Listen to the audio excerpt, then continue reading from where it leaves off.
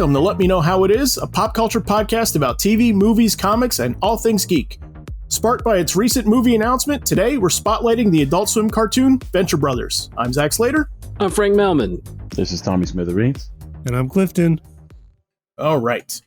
Venture Brothers was created by Jackson Public and Doc Hammer and premiered on Adult Swim in 2004 and has become one of Adult Swim's longest-running programs.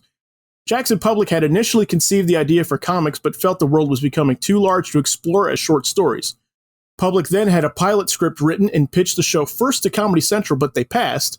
Reportedly, he hadn't considered Cartoon Network because he didn't want to dilute the show down, and at the time he was unaware that the show had a block in the evenings that played more mature material. So in 2002, a pilot was greenlit for production by Adult Swim, which aired the following year, and then the first season started the year after that. What's unique about Venture Brothers is that it doesn't consist of a typical writer's room. Jackson Public and Doc Hammer split the writing duties themselves. Each episode is written by one or the other, or both as co-writers. Venture Brothers ran for 7 seasons, but was canceled in 2020 despite being greenlit for an 8th and final season. Adult Swim was working with Jackson Public and Doc Hammer to continue Venture somehow, and in November of 2020, HBO Max general manager tweeted that they were working on reviving Venture. And finally, very recently, like last week at the time of this recording, it was announced that Venture Brothers would be getting a direct-to-video movie. Release date yet to be announced. So, Venture Brothers. The first thing I'll ask is, when you guys think of Venture Brothers, like, what stands out to you? Jonny Quest, at least initially. Okay. The vibes from the first season definitely mimics what we've seen of Jonny Quest, but since then, 14 years ago, hell, it's not Jonny Quest. Right. At this point, it's comic book pop culture. Okay.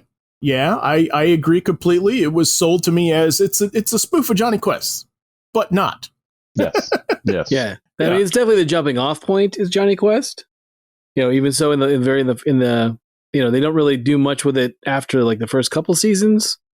The whole Action Johnny bit. Mm-hmm. And then we actually get Race Bannon early on. The show itself starts off that way, and then immediately, when I think of it, for me, it's the idea of it. It starts off as Jonny Quest, and then eventually it evolves into, you know, its own world.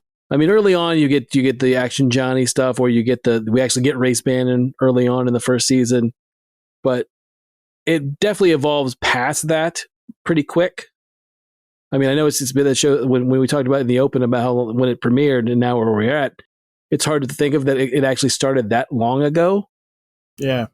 And that we still have, you know, I still think it's going to be, I'm going to click on to Cartoon Network or whatever, and then there it'll be back. But instead we're just getting the movie, which is still a great thing. But, you know, I was definitely waiting for the latest season to show up. Yeah, for sure. And we'll tackle the movie later on in the show. But, yeah, I think again, I don't disagree at all. I think that, you know, it evolves fairly quickly, and you know, while it will make a nod here and there to Jonny Quest, like I remember, like I thought that Race Bannon had only showed up in like that first episode in that first season, not the first episode, but you know, he's in an episode in the first season, and then I was rewatching a couple gearing up to do this, and he popped up in like season 3 also. Like really quick. And I think it's kind of fun that occasionally they'll sort of take a nod back to like where it all started. Mm-hmm. You know, I mean, the title itself is obviously a play on Jonny Quest, Venture Quest, Venture Brothers. It's like, you know, boy adventures. I was surprised though that because I remembered Action Johnny, which was their take on Jonny Quest, which is like a grown up Jonny Quest, but strung out. Right. And then I hadn't watched the early episodes again until just quite recently. And like, I was surprised they actually do Race Bannon by name and design as Race Bannon. Right. And he's the only one that they didn't like parody. Everybody else is just kind of a parody or a send up version of them. Yeah. So I did think that was kind of odd. That, like, no, they like went straight there and like they actually used the name Race Bannon and it's clearly him. Mm-hmm. But everything else is a play. Because the villain, like the main villain of Jonny Quest, is the one that's the main character that I think they got the most mileage out of. When you say the villain from Jonny Quest, yes. Dr. Zinn, right? Dr. Zinn, yeah, because Dr. Zinn's like appears in, you know, further along in the seasons. Like I think he's even in the last season, isn't he? Yeah, he's definitely at least in season 6. Yeah, for sure. Yeah. But yeah, like you're saying, that's not the limit of their thing. That's only Right. like the germ of the idea came from that stuff and plays with it through along the way. But it's also, I mean, they're drawing from every kind of pop culture you can think of. There's $6 Million Man, Right. Yeah. and Sasquatch in their first season. Like they're taking stuff from anywhere they can get, any type of pop cultural references, anything that's influenced them. Yeah. Fantastic Four. Yeah. Fantastic Four early on, which is a really fun take on And it. it's funny, yeah, because it's also like a mixed bag. It's also like it's like the Race Bannon thing that we were saying. Like in some cases, it's like a take on like a familiar concept or a familiar thing in pop culture, and sometimes it's like mentioning the thing, the actual thing. Like they'll mention like Iron Man by name, like Right. you know. Right. Yeah, it's a fun world. It makes me wonder about what Jackson Publick's notes were like when he was initially conceiving it as just like a bunch of short comic book stories. Right. Right. Well, I mean, something that I found interesting when I went back to and just started rewatching season 1 stuff is that Doc Hammer wasn't involved in the pilot. And we think of it as being Jackson Publick and Doc Hammer Mhm. Mhm. paired, but the pilot is 100%. It's Jackson Publick writing, directing, creating. Mhm. And Doc Hammer has like a credit on the pilot, but it's like editing the music. He was like music editor for that episode. Okay. And that appears to be the extent of his involvement in the pilot. And So not And- even a voice. He wasn't even voicing. no, anyone he yet. wasn't even voiced. Dr. Wow. Girlfriend appears in it, but I think Jackson Publick did the Dr. Girlfriend voice in the pilot. Okay. Huh. Wow. And so the pilot ran, I remember if I remember right, it was like New Year's Eve Mhm. of 2003. Like, so Mhm. maybe the beginning of 2004, like end of 2003, beginning of 2004. I can't remember for sure. And then there was a delay before the show started between the pilot and the actual series picking up. And when I went back and rewatched it, I was like, okay, like many early episodes of anything, especially a pilot, you're like, you can see the thing, but it's not quite the thing yet. Right. Right. You're like, they're still finding their footing. They're still, picking up speed. And so when I watched season 1, like just to get ready for this again. And so I was curious to see like, okay, how soon is it before it's the thing? Before I'm like, yep, this is Venture now. Like they're full steam ahead. And it was the 3rd episode, counting the Okay. pilot, Wow. which is the Careers in Science episode where they go to the Gargantuan space station for the first time. That's a good Yeah. one. And by that one, I'm like, okay, like they hit their stride, like they hit their stride that fast. But that episode is also the first one written by Doc Hammer. So it's when Okay. when the pairing of them like gelled was like Right. right off the bat. And that's when it became like, yep, like this is the thing we've known and loved ever since. And I mean, the 2 episodes prior to that are good episodes too. The pilot and the Chupacabra, the one in Mexico. Yeah, the Right. Dia de los Dangers. Yes. Yes. I mean, they're both good episodes too. But yeah, Mhm. the 3rd episode was the story was by Ben Edlund and Doc Hammer, Right. and script by Doc Hammer, Okay. and then directed by Jackson Publick. And by that time, I'm like, yeah, like they're in full swing by like that early on. It was kind of crazy to see, because I was expecting it to take a little longer, like it does for many, many shows, Right. Right. for them to find their footing. And that is the other thing we didn't mention is the Ben Edlund influence here, Yeah. because Ben Edlund is the creator of The Tick, the original creator of the Tick comic book, and then who has been involved in the Tick animated show, the Tick live action shows. He's gone on to have a, pretty prolific career as consulting producer and writer and such in TV. I think did he write Firefly episode? I believe so. Yeah. Didn't he write on Supernatural also? He was a consulting producer on Okay. Supernatural. So he was fairly heavily involved, especially in the early seasons of Supernatural. But he's the one who found Jackson Publick, who was Yeah. previously known as Chris McCullough.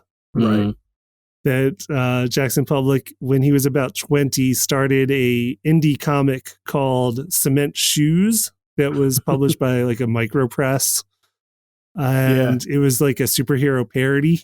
It was. I Mhm. think it was through the comic store that he was Yeah. going to that published it. Like. Yeah. Yeah. That sounds about right. And which is kind of like, that's how The Tick was published too. It was published through New England Comics, which was a comic book store. Right. And Ben Edlund had like found his indie comic and liked it and hit him up at a convention in like the mid 90s to write a Tick spinoff, or not a Tick spinoff, but like storyline comic, the Karma Tornado. So he wrote 4 issues of The Tick in 1995 and then got drafted into the animated series when the animated series got picked up for more episodes and they needed more scripts faster. And then he started storyboarding on it because he was also an artist. Right. And that's where he launched off from there. And then Doc Hammer's connection also seems to go back to Ben Edlund. He acted in a short film that was directed by Ben Edlund called Crawley or Crawl. Yeah, Crawley. And that appears to have also been in the mid 90s. So I think that was the connection that got Doc Hammer and Jackson Public together, is they both knew Ben Edlund and had both worked with Ben Edlund. So that was something interesting I found. Yeah. And one other interesting thing is I never read Cement Shoes, which was Jackson Public's comic. It was appears to be a superhero parody about a superhero with concrete feet, like giant cement feet. Right. And the cover for number 2 appears to have beloved Venture Brothers character Brick Frog on it. So Brick Frog predates Venture Brothers. Wow. Everyone's favorite, Brick Frog, the man who just wears a frog suit and carries a brick. Right. That is one of my favorite things about the show too, is the weird like supervillains and that they just come up with, like White Noise is Right. like, he's a guy that's like static. Yeah. He's like TV static. Yeah. Yeah. But so you were asking about the notes, and I'm sure like these comics, like if you go back to Cement Shoes and if you go back to Karma Tornadoes and the stuff he was doing with Ben Edlund and The Tick and the stuff he was doing in his solo comic, I'm like, a lot of it's there, I think. Like you'll see the germs of where a lot of these ideas came from. Right. Yeah, one thing I like about the fact that with all the crazy villains and heroes and stuff they create, some of it is, pastiche or an homage, but there's also the feeling of, and they've said so as much in the commentary for the Venture Brothers stuff. They've said, I think it was the first place they mentioned it was the flea market episode, which I can't remember the name of it. The first season. Right? Is that the one? Tag Sale, You're It. Okay. In Tag Sale, You're It, I think it's a commentary for that one. They're like, they're pointing out background characters, right? If you ever listen to Jackson Public and Doc Hammer do their commentaries are great, but they don't talk about the episodes all that much. No, not at all. Not really. They sort of jump all over the place. But you find out a lot of cool stuff, like what goes when they do talk about the show. They do drop a lot of cool nuggets, and one of the things they said was, and they do say this later, but the first place I remember hearing it was in this episode. They talk about the fact that a lot of the background characters, they have like full Bible, character, like a full listing of what this character is all about. And, they're like, we could write episodes about that guy, just that guy in the background. Like I don't know if the character's even named or ever named in all the seasons of the show, but they're definitely like, we could do as much, there's a ton of things we could do about that guy or that gal or whatever. So I like the idea that these characters, that may get one point or one line or a couple lines in an episode or something, they have a full realization for. Right. Yeah. And the feeling of that is, a lot of times in that situation, you might just have background or filler characters, but it's not really, in this show, it's not, which I think is unique to this show as well. Yeah.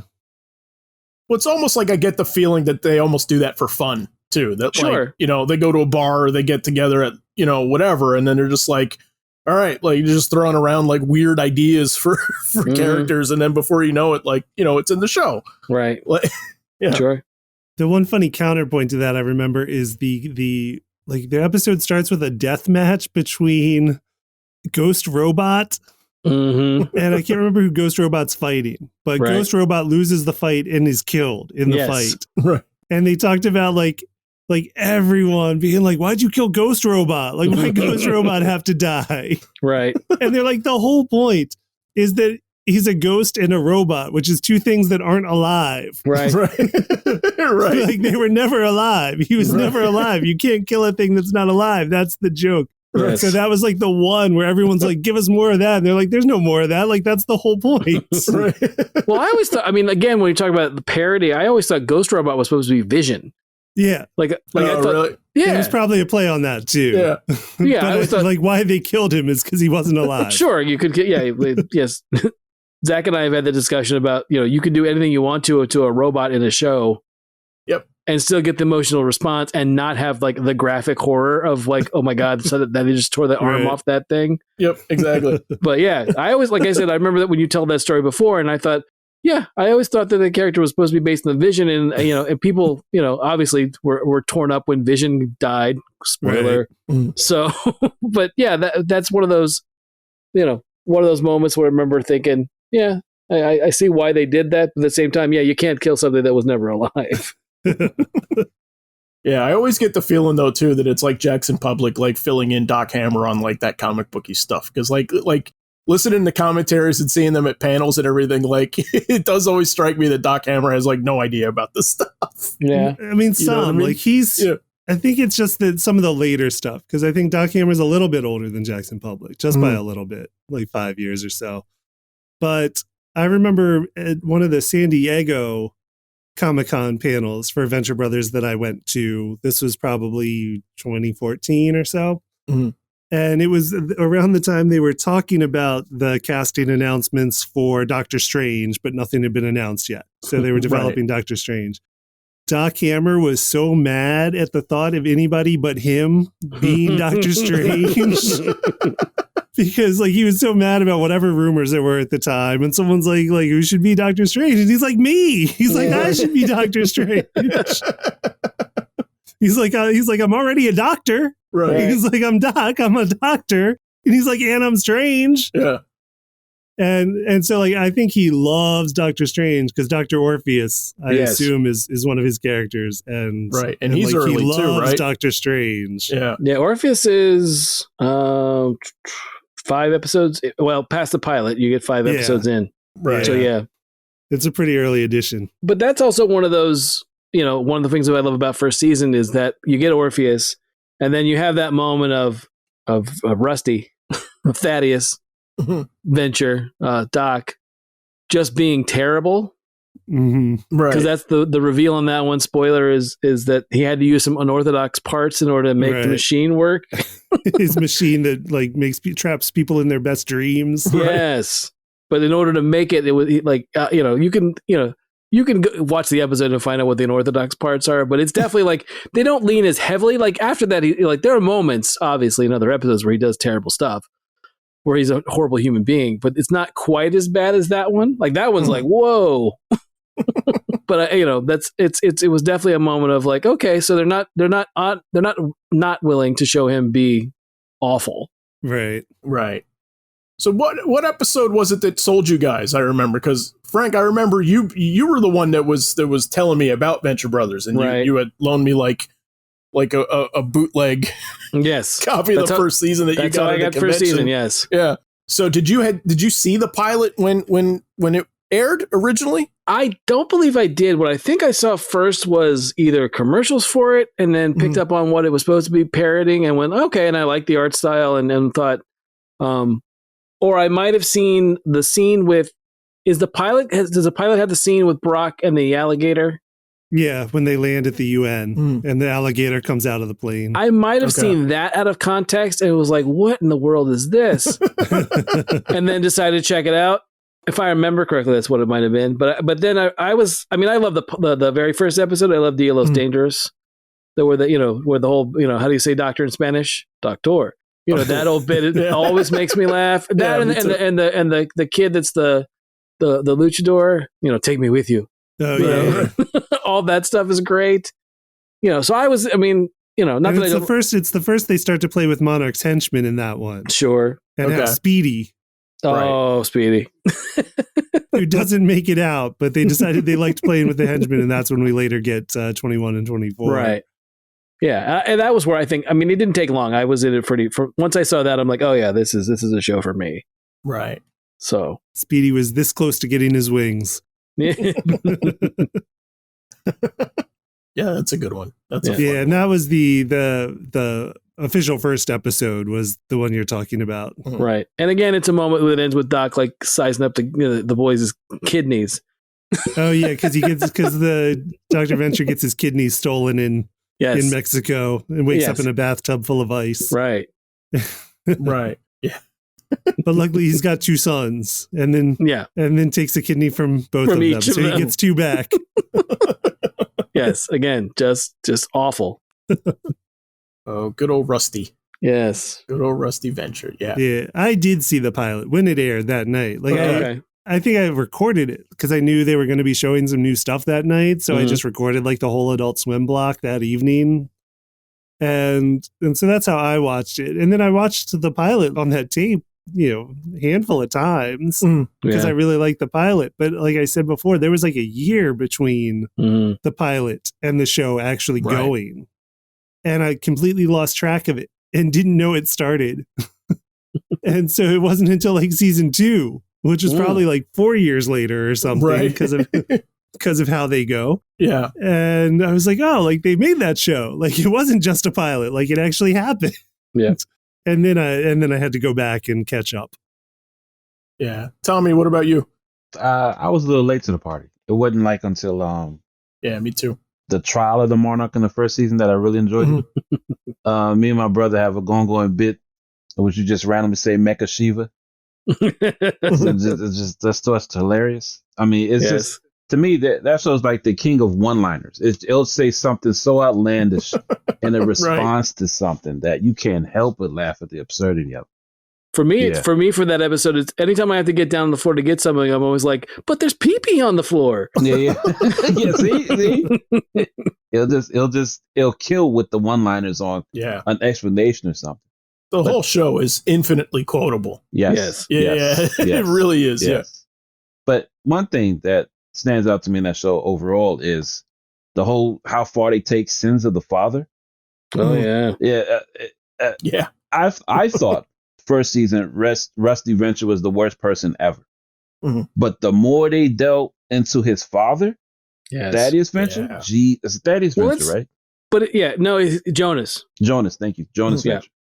Yeah, no, they tease. I mean, they do a lot of like little bits at first. Like there's the key party, right? I think it's the first time where you if you know what a key party is. What's that movie with Tobey Maguire? The Ice Storm. Yeah, the Ice Storm. Yeah, directed by Ang Lee. Go watch the Ice Storm and then come back. Seabiscuit? No, not yet. Yeah, I don't believe there's a key party in Seabiscuit. I could be wrong. But Ice Storm also opens with Tobey Maguire reading a Fantastic Four comic and telling you what's happening in the story. Like it all comes around. Nice.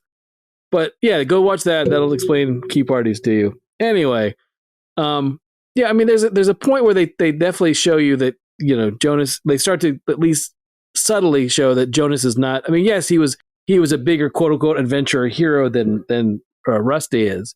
Right. But at the same time, it's there's the public face and then there's the actual man. Sure.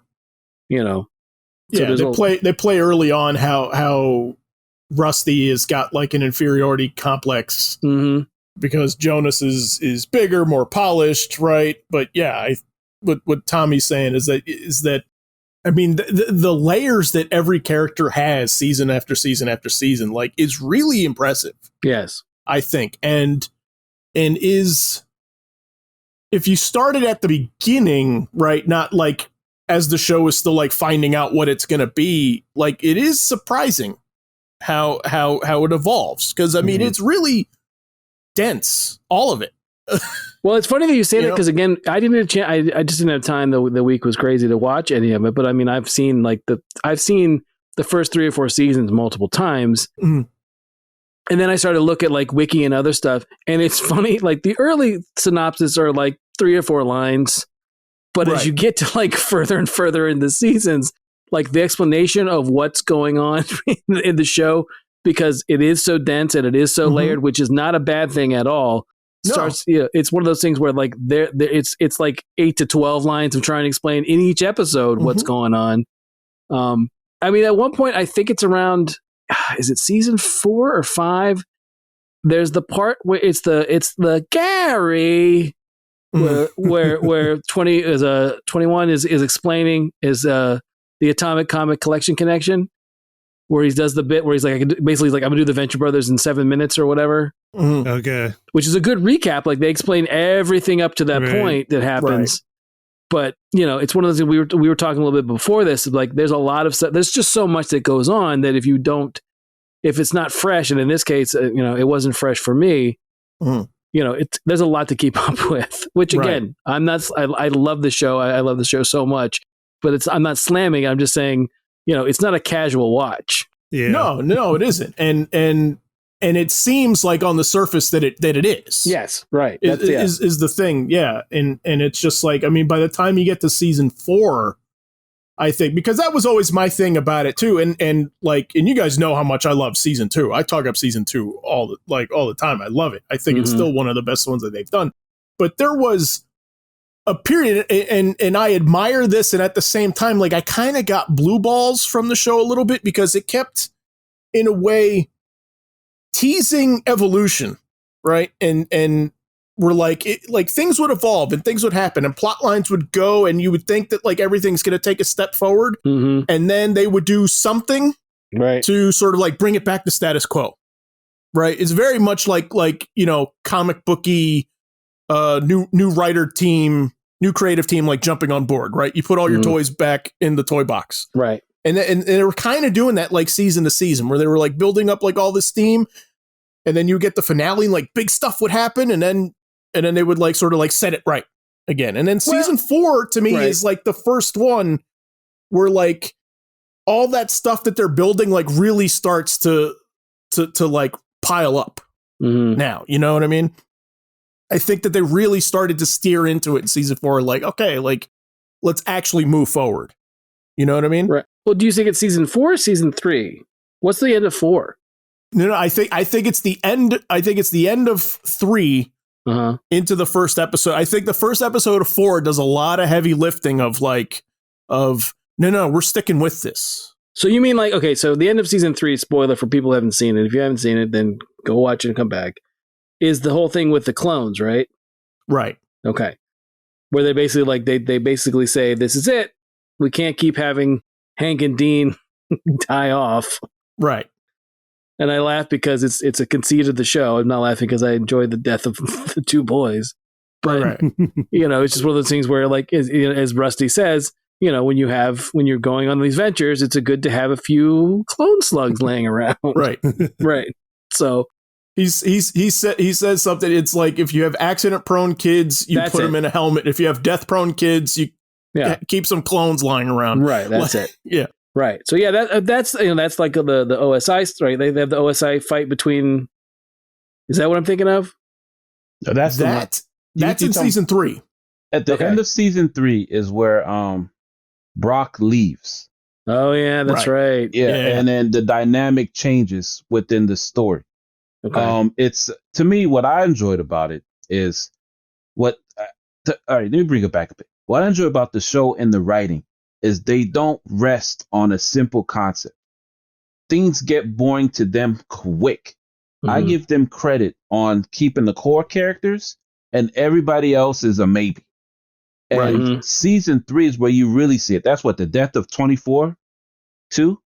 Right. And you see 21 take a turn for a different character development.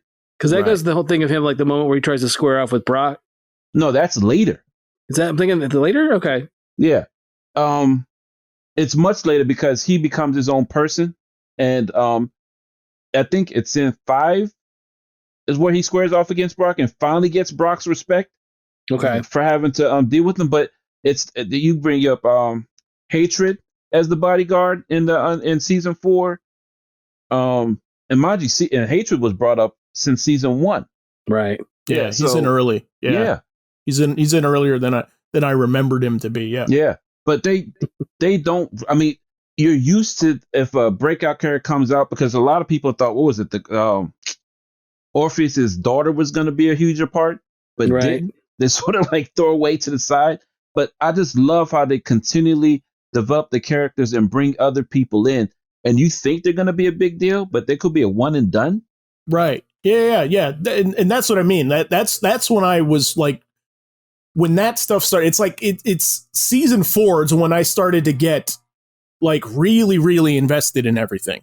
Right. Because like you were saying, so end of, I'll go to the end of season 1 into season 2 to kind of illustrate what I mean about like the shift. And this will be super spoilery. So if you haven't seen it, check it out. Right. But at the end of season 1, when the boys die, right. Mm-hmm. And you're like, whoa, what happened? Right. Right. And then they have the first episode of season 2, Powerless in the Face of Death. Right. Yeah. And it opens with Doc very much coping with the death of his boys. Right. Played for laughs also and everything like that. But right. there's a new opening sequence, right, where it's, right. instead of Hank and Dean running, the new sequence is Jonas Jr. and Thaddeus running, and it's like this is the new Venture Brothers, and they tease sort of like we're moving in a different direction. And then by the end of that episode, that's when you get the reveal, oh, but they have clones lying around, and then here are the boys again, and we brought them back. And so now we're at a point where the show is what you recognize again. Mm-hmm. Right. You know what I mean? So that's what I mean. So it's like there was a lot of that going on, I thought. We're like, pushing forward and like, no, we're bringing it back. Now this is something that you recognize again. And then it's at the end of season 3 when that attack on the compound of the Venture compound, and they bring out all the clones to kind of help, right. like as an army to help fight off whatever, was it Sphinx? I think so. That they were fighting off? Yeah. And then it's sort of like, that's the moment when it's like, okay, the boy's safety net is gone. Mm-hmm. Right. And Brock leaves and he stays gone. And they play it and it's strung out for like the whole rest of the season. Right. You know what I mean? And there's no like Brock coming back the next episode and then we're back to status quo. It's like, no. It's gone and it plays out. Yeah. Cause that one, season 2 is the one that opens with him in the club, right? Right. Where he's like, this is Sky. We're going to have a child. right, all that stuff, right? Yeah. It's a great episode. I love that episode. No, I love that one too. Yeah. But yeah, I mean, I that whole thing with it, and it's not, let me see, I'm looking now. It's Force of the Monarch and OSI face off, and then the slugs come in. Mm. In that episode, in the finale for 3. Mm-hmm. And then 4 picks up with, like you said, that's the whole thing. That's the one with Brock, and you find is that the one where he's got the thing with the helper when there's Brock's got a helper? That's what helper's in his chest. Helper's in his chest, right? Okay. Yeah, that's a great episode too. Helper being their little robot that just beeps, rolls around behind them. Yeah, that basically talks in old. To me, it's a like old telephone tone, right? Yeah. Not for me. It's like I think we talked about it before. Like I love season 4. Like season 4 is the one where I'm just like. Because I love the end of season 4. I love Operation Prom, and Prom is is a acronym, right? So I was, at the time. I'm glad we get more, but I was perfectly okay with the end of season 4 being the finale. Like I was fine with it. Like the bit where you get with Brock and Molotov cocktease, where he finally basically is like, he basically resolves that stuff with her, and she's their Black Widow analog. Yep. Yeah. Brock is their Race Bannon analog. Yeah. And you have that whole bit with the car on the edge, and you find out what she's been up to, and then the whole thing with the Blackhearts are there at the prom with everyone else, and it's one of those things where what seemed like it was going to be okay, even though they're using Spanish fly, which is ridiculous. You have that whole bit of Pulp like a friend. Yeah, right, which we mentioned a couple episodes ago, is that they licensed the song "Like a Friend" by Pulp. Yeah, right, and spent like half the season's budget on that song. Yep. On that song, because that was like, because that's the thing about season 2. The opener for that is Everybody's Free, and they mentioned that one in the commentary. Like we spent all our money right up front on this one song to get it, but he's like, we couldn't have anything else be but that thing, and. But just the visual of, I'll never forget the visual of Brock, riding to get to them, and then, crashing it and running to save everybody. And it's a typical Venture moment, like I said, where everything's okay, but no, it all goes to hell. And the best part is just the ending with Dean, because I think that's for me, that's the turning point for Dean, especially, is the whole thing with on Triana's lawn where he's going to try and win her back, and he lights things on fire, and it ends up looking like a burning cross, and he's trying to be spooky, and he's wearing the sheet over his head so he looks like a Klansman. Right. And then the Outrider comes out, and he basically tells, he just tells the Outrider, "Fuck you," is one of my like, and all of it is my favorite thing. And again, I would have been happy if that's how it ended, because, it's not like, I mean, they talk about, the other thing about the show they talked about a lot is the idea that failure is a through line. Right. That so many of these characters, whether it's the Monarch or whether it's Doc or, most of them are all. What is it they say? It's about glorious failure. Glorious failure. Or beautiful failure. Right. Yeah. Right. Oh, yeah. The whole idea is like they've, it's just failure after failure. So I would have been fine with with much like that Charlie, the Charlie Brown moment of like, Charles Schultz never letting Charlie Brown kick the football or having a victory. Like, I'm fine with the Venture Brothers not, like, Dean not getting Triana back, but at the same time telling the Outrider what, saying what he says. That to me is Venture Brothers. That whole sequence to me is that show. Yeah. No, and it's funny because we just did flashbacks as an episode last week, but like, I just happen to, I just like the ones I picked out were just some of the ones that I remember as favorites. And then as I'm watching a bunch of them, I'm like, wow, these are all like, have like a strong like flashback component to them, which is really where I think that some of their episodes like really, really excel, is that like their backstory that they reveal after the fact for people that you have known for 2 or 3 seasons. I think is really, really great. Like Billy Quizboy gets like his origin in season 3, which, and he's been around forever at that point. Like, we've seen him in pop up here and there in different episodes, but he might have been in the pilot. Right. But it's just like the way that they weave all that stuff together, like you were saying, where like, it's hard to kind of put a synopsis into a single sentence, because it's like they got Quizboy's origin, but it's tied into like Brock's, early days as an OSI agent and Hunter setting up stuff for season 4. Like, I mean, it's so complex. And Hunter, who is just straight up Hunter S. Thompson. Right. Yes. Yeah. But no, wasn't it his origin tied into Phantom Limb? When everyone was telling, wasn't it the Rashomon thing where the same scene was seen by 3 different people? It's the bit where they try to explain Phantom Limb's origin, 3 different people, and it all comes off differently. That's the Rashomon aspect's not that episode, but Phantom Limb's like how he becomes Phantom Limb is in this episode. Yeah. That was the one on the date.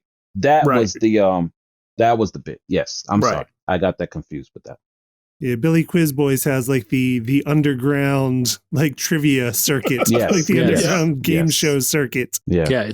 That was a take of like quiz show too, right? Yeah. Yeah.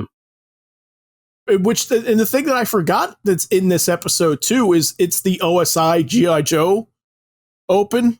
Oh yeah, where they're fighting Sphinx, right? And it's just like that open of G.I. Joe where they're fighting like the airship. Yes, right. the Cobra symbol shaped airship. Yeah. Oh God, that is so great. Yeah, we'll see if I can find that clip and put it on letmeknowhowitis.com, because I think if you guys haven't seen the show at all, like I think that will sell just about anybody. Yeah, it's so great because it's got a song and everything. Yes. Yeah. So does anyone have a favorite character? If you had to pick one? It's almost like, what mood am I in? Right. You know what I mean? Right. Who's yours? Since you brought it up, let's ask you first. Give us all time to think. Sure. I mean, I think honestly, if I had to choose one, I mean, I'm obviously, I love you, Brock Sampson. Yeah. That whole bit is always funny. The whole thing of the hero worship of that guy and the fact that, he usually delivers. But I would have to say, I mean, I love Doc is probably my favorite. Really? Okay. I really do like Dr. Venture because, again, it's just one of those things of, he's constantly in this loop of doing awful things, and at the same time you feel for him because of his messed up childhood. Mm-hmm. And the fact that, it's one of those things where you as a viewer know, like Tommy was saying earlier, just how messed up his dad was. and that secret's kept forever by the original, Team Venture. Yeah. But just the idea that, it's not something, the struggle for him is everything, but at the same time, he's like, he's just not a good person generally. Right.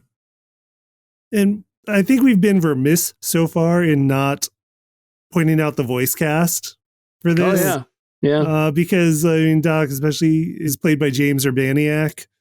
And I don't think anyone but James Urbaniak could play Dr. Venture at this point. Right. Like, he is so much that character. Right. Yeah. And I think he makes that character so special. Yeah, a lot of his performance definitely is what also endears me to him. Yeah. Because again, I agree with you that no one is going to be Dr. Venture. There was a rumor early on. Remember that rumor, that crazy rumor about who are they going to replace him with?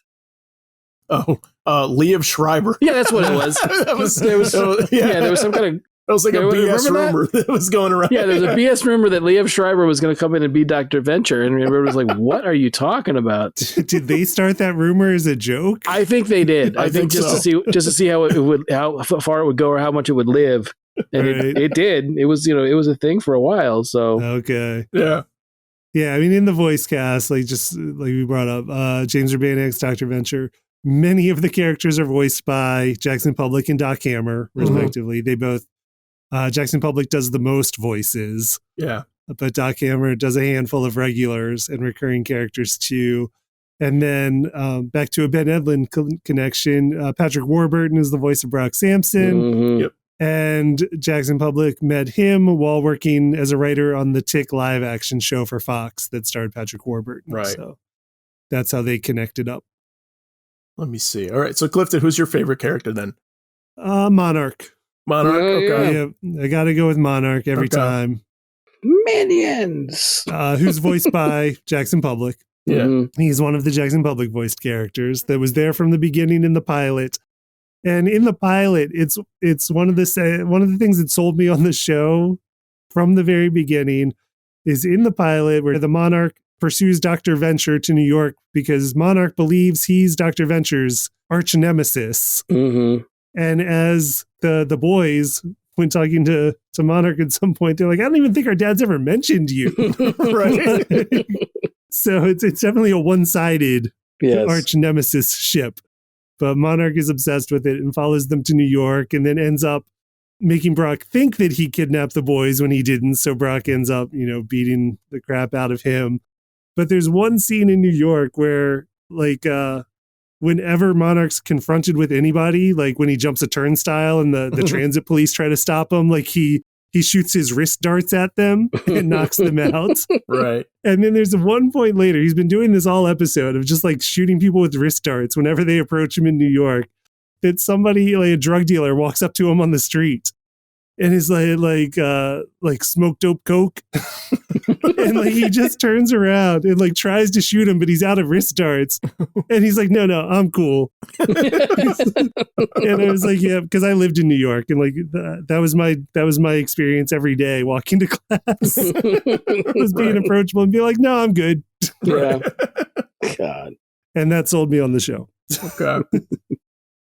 One for Doc Venture, one for Monarch. Tommy? I was equally going to say the Monarch, but to be quite honest, 21. Yeah, he's a good one too. It's weird because he should be the dumbest one in the room, but he always comes up with the knowledge of something that he shouldn't have any business knowing for some innate reason. Like he makes and plus his character arc, like he's no wait. 21 or Hunter Gathers. Okay. Because Hunter Gathers always insults the person he talks to. Yeah. Regardless of who they are or what they're doing. He'll always insult the person that's talking to him. Right. Yeah. A choice between those two. Are those both Jackson Publick voiced characters? Probably. He voices damn near half the show. No, I think 21 is Doc Hammer, right? Yeah, I think so. Yeah. Hunter's definitely Jackson Publick for sure. Right. Yeah. Yeah, 21 is Doc Hammer. That's correct. Yeah. Yeah, it's fun to watch a scene and figure out who's talking to who. Like, if they're having a conversation with themselves. Right. I get the Brock love. Yeah, I get it because I think he kind of fits the mold of like the Wolverine character in like the Claremont X-Men days, where it's sort of for a while it was. I think that you were sucked in by sort of like the gaps in his history, and it was a little bit like wow, like what was that like? You know what I mean? Yeah, I think so too. But I love Hank. I just love how lovably stupid he is. Yes. And yet, but like, and his arc is great too. Yeah.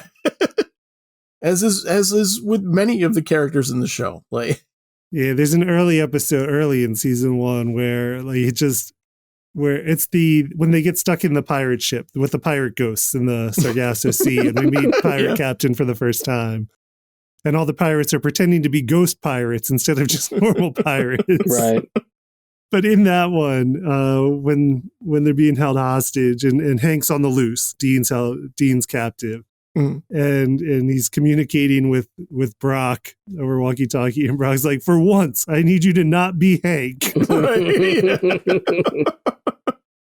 And his obsession with Batman, I love too. Where like Frank, I remember you talking about it. Where there's one episode like there's they're coming from a Halloween party and Hank is in the same Batman costume that you had when you were like 7. Oh yeah, right, like the old like plastic smock with the face mask. Yes.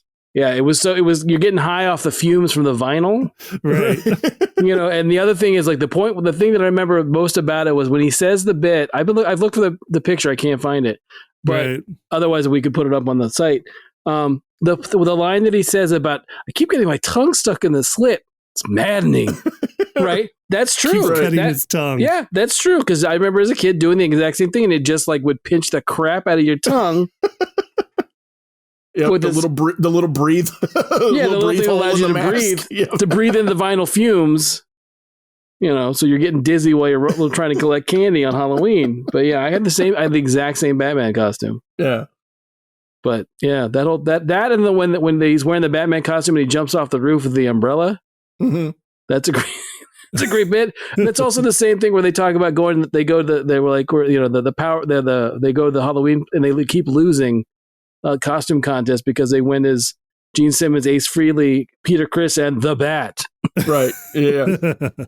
Because Hank refuses to play along with the family and won't wear the different costume. Oh, so good stuff. Yeah, it is good stuff. Mm. Long time in between seasons, which we should talk about too. Which it's not uncommon to wait 2 years, at least sometimes between seasons. Yeah, right. I looked up the date for the pilot, just going back to that. The pilot originally aired, I guess it was Valentine's weekend, because it was February 16th, 2003. So that was the holiday it was instead of New Year's. But that was the pilot, originally aired February 16th, 2003. The actual first season of season 1, which is Dia de los Dangerous, aired August 7th, 2004. Right. So over almost 2 years later, a year and a half later. Between pilot and series. Keep going. When was season 2? Season 2, so season 1 wrapped October 30th, 2004. Season 2 began June 25th, 2006. Wow. Right. There was a Christmas special at the end of 2004, which is a short one, which was great, though, which features a Krampus appearance. Right. And that episode is great, with a throwback to the Sears Wish Book. Oh, yeah. Where, was it Hank that circled all the presents he wanted from the Wish Book, but the Wish Book was from like 1976? Right. Doesn't he try to call the number 2? Right. I think so. Does he try to call that number, the holiday number or whatever? Yeah. But it was an old catalog. It was such a great bit. But that's also the first place I remember hearing. I mean, I'd heard of Krampus years before that, but like I feel like that like ushered in a wave of Krampus stuff. Yeah, no, that was definitely that was in the early days of like the Krampus mania, where like everybody latched onto Krampus as like, oh, like the ironic like anti-Christmas tradition that came after. But this was definitely like an early appearance of Krampus in pop culture, in recent pop culture. Yeah, I do remember that too. So yeah, season 2 started June 25th, 2006, and then ended October 15th, 2006. Season 3 started in 2008, in June 2008, and ran until August 2008. And then we actually get one in only slightly over a year later. In October of 2009 is the start of season 4. Okay. Season 4 runs until December 2009. And then, that was only the first half of season 4. Season 4 is long, right? Got broken in two. Yeah. Yeah. So then we have a year between halves of season 4. Season 4 part 2 started in September of 2010. Yeah. And ran until November of 2010. And then we got another special, a Halloween special that time. Very Venture Halloween, October 28th, 2012. And then season 5 does not come until June 2nd of 2013. So that was a big gap between November of 2010 to June 2nd of 2013. And then another special. Yep. All this in Gargantua 2 ran in January of 2015. Season 6 started a year later in January of 2016. Right. And those two were greenlit at the same time, I remember, right? It was 5 and 6 were greenlit together. Mm-hmm. Yeah. And then what has become the final season appeared in August of 2018. Right. So, yeah, I mean, that's something we joke about, is that when abruptly the show was canceled, when was it announced? End of last year? Yeah. That we heard it. So the show had been MIA since August or so of 2018 was when that wrapped up. No, October of 2018 was when the most recent season wrapped up. And, that's only been 2 years at that point. So we weren't missing the show yet. We're like, it's right on schedule for them. Yes, absolutely. No one was wondering where it was. Yeah. And we're not knocking them. I mean, like, we know that it's, it's the writing staff is the two of them. Yeah. And a cool little tidbit of information that we got at one of the panels, because we would see them at New York Comic-Con, every year. We were looking forward to those panels, especially because they're hilarious. Oh, their panels were amazing. Their panels are so good. Their panels are great. But they were saying in one of the panels that they write the whole season and then they do the season premiere last. Right. They write the season premiere of the season they're working on last. And the thought process is that, well, we know exactly where we're going now because we have it all done. So now we can start to lay the groundwork and kind of do the teases and everything because we know where we're going. And I think that's another thing that I'm like, well, that explains the 2 years right there. Right. You know what I mean? Yep. The first year I went to New York Comic-Con, I ended up going by myself because everyone bailed on me at the last second and couldn't go. And I still, I'm not bitter about it. It just worked out that way. But I got to meet them. Okay. Yeah, I waited. I saw them. I recognized them out of the corner of my eye, and they went to have a smoke. And I totally did that thing of inching closer without being weird. Right. Okay. Until I got to speak to them at that con. I love you, Brooke Sampson. No, it wasn't any of that. Or your murder flies. There was none of that stuff. Welcome to Big Boy Town. But yeah, no, they were incredibly gracious and nice, and I told them I couldn't wait for the new season. I think it was season 4, maybe. Right. That I was waiting for that, and they're like, oh yeah, we're working, when we're not doing stuff like this, we're hard, we're working hard on it. So right. Yeah, I remember the first New York that you, me, and Zach went to, Frank. So it was Frank, Zach, and me went to this one, and this was 2011. And I think the Venture Brothers panel, that one was where they talked about how on one of the DVDs in the commentaries, and it was for the episode that we had mentioned before, which was what's the full title of it? I always forget the full title. Escape from the House of Mummies Part 2. Yes, Escape from the House of the Mummies Part 2. Then in the DVD commentary on that, they joked that Escape from the House of the Mummies Part 1 was hidden on a DVD box set as an Easter egg. Yes. Right. That you had to hit the menu buttons in the right order to unlock it. Right. And they say that in the commentary. And they said for years they would get people being like, is there really an Escape to the House of the Mummies Part 1? Right. And their response at that point, they're like, are you kidding? They're like, it took us 8 years to make 3 seasons. Right. You think we have another episode we haven't given you? Yeah. Right. I remember that too. He's like, you've seen our DVD extras. It's like us walking around the studio in jumpsuits. He's like, you think we made an actual full episode and didn't tell anybody? Just did it. Yeah. Well, that's like in one of the commentaries when they're talking about what's the episode with the Vatican gorillas. Oh, I can't remember which one that is. It's around the time that Brock has got Helper in his chest. Okay. So season 4. But I remember that's season 4 somewhere. Because it's one of those things because I think it might be the premiere because it's the recap of what Brock had been up to, when Brock gets chunky and then gets to a less chunky Brock Sampson, but he's still got the metal panel in his chest. Anyway, what I remember I think it's a commentary for that one where they managed, I think it's Doc Hammer talks about the fact that they were able to find a way as research, quote unquote, to get a trip to Italy to research the Vatican because they had an idea for Vatican gorillas that Brock goes up against, which I thought was brilliant. To get this trip just for that throwaway bit in that episode. Right. Yeah. That's awesome. Yeah. Oh yeah. I want to give some love to the art book. Oh yeah. That came out, which Clifton, you were following this for a long time because this was also one of those things where this book was announced for years and years and years. Yeah, it was announced for the first 5 seasons. Yeah. And then I think for the first 4 seasons. And by the time it comes out, it's the first 6 seasons. Mm-hmm. So it got delayed as much as the show does. Yeah. Right. Yeah.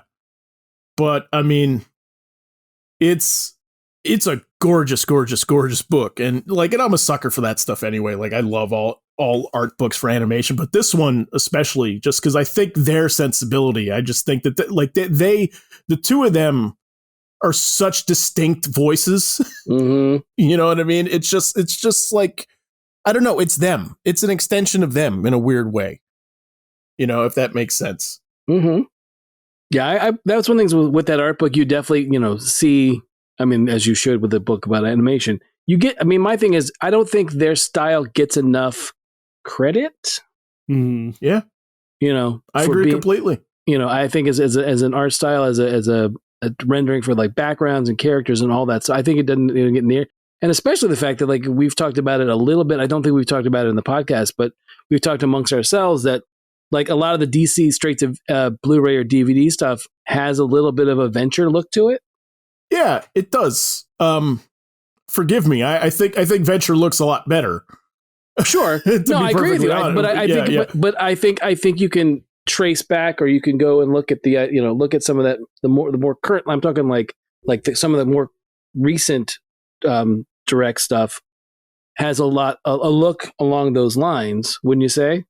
Yeah, like the Man of Tomorrow, Superman Man of Tomorrow, and the JSA, World War II. Yeah. I think the new art style I think has a similarity for sure. Yeah. So much so that I think I told Zach this at one point when I looked at the trailer, I had that moment of are we gonna is there gonna be that moment? I'm like, that's a Venture face, or that's a Venture character, or when does the Monarch show up, or that kind of thing. Yeah, is Brock on the Justice League now? Yes, exactly.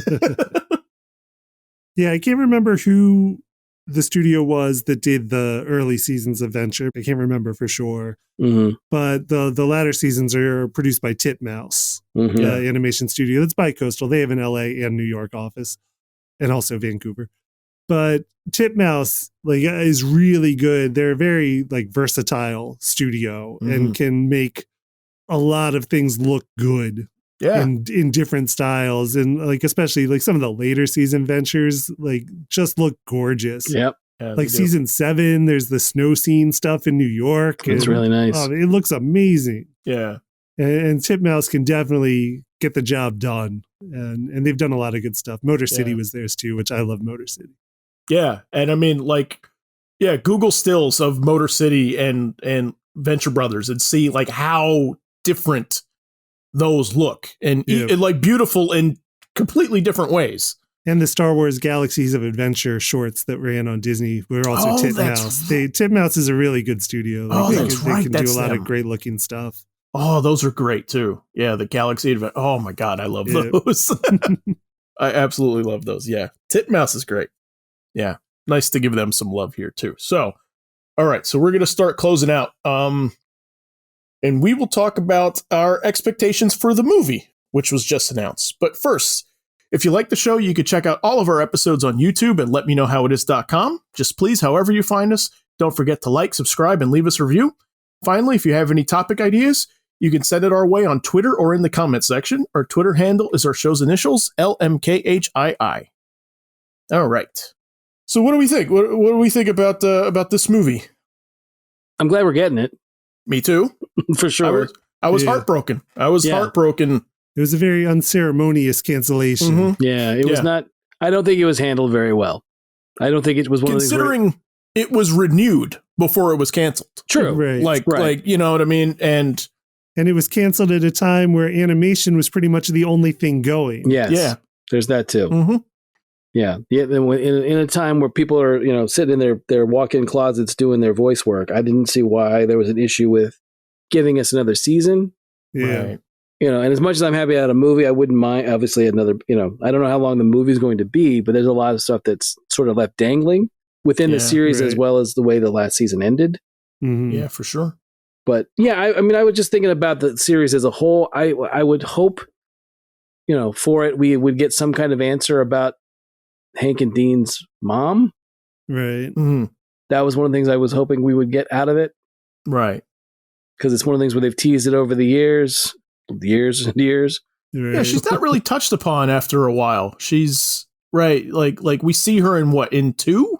Yeah. Yeah, because she's kind of like Sharon Stone in Casino. Right. Right. Right. Yeah. Well, yeah. And they sort of, when they have that whole episode with her, which is a great thing of Brock going through the windshield. Right. It's an amazing scene of him doing the breathing thing and then going through the windshield to stop save the boys in Doc Venture and then not get run over is so fantastic. Yeah. He just stands in the street and waits for the car. Yes. Yes. He wheels himself through the windshield, which is amazing. Yeah, jumps backwards through the windshield of a moving car. Right. Yeah. So awesome. Yeah. But yeah, I would like to, I mean, because again, they don't really, I would like a definitive yes or no about what the deal is. Right. Okay. That's just me. That's what I was thinking. Right. Because the only other one was, we got one big answer about something I picked up on way early, and I don't want to spoil it for people who haven't gotten to that season yet. But just the idea of playing around with what it means to be a quote unquote venture brother. Mm-hmm. Yeah. Because again, there was that one I was like, no, that one I kind of knew. But the other one that I've always speculated about was Brock.